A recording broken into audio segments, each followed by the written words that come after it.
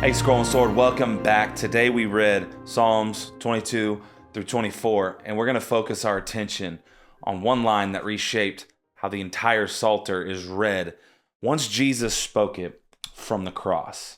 He said, my God, why have you forsaken me?" This is Psalm 22, verse 1. In Psalm 22, it opens up with the Hebrew tradition of lament, known as kinah. And this is not calm reflection. It's not poetic exaggeration. Lament is covenant speech. And the psalmist addresses God directly while accusing God of absence. And what matters the most is that the speaker does not stop speaking to God. Even in abandonment, the address remains, my God. And that phrase alone tells us this is not unbelief, but it's more like strained trust.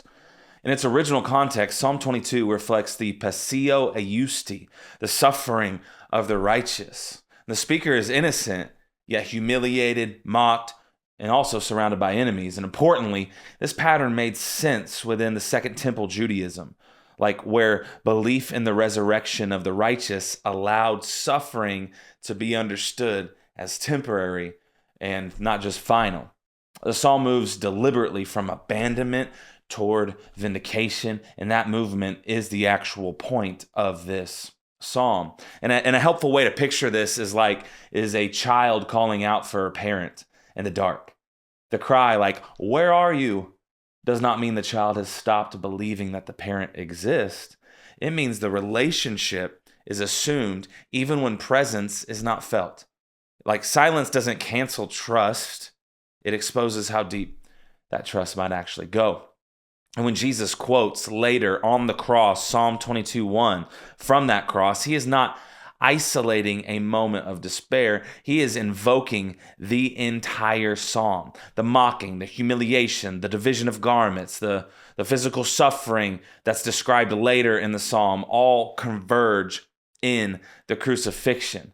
But so does the psalm's resolution.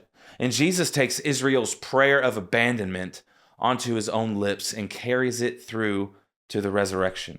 Hebrews reflects the same pattern when it describes Jesus offering cries and tears being heard through deliverance.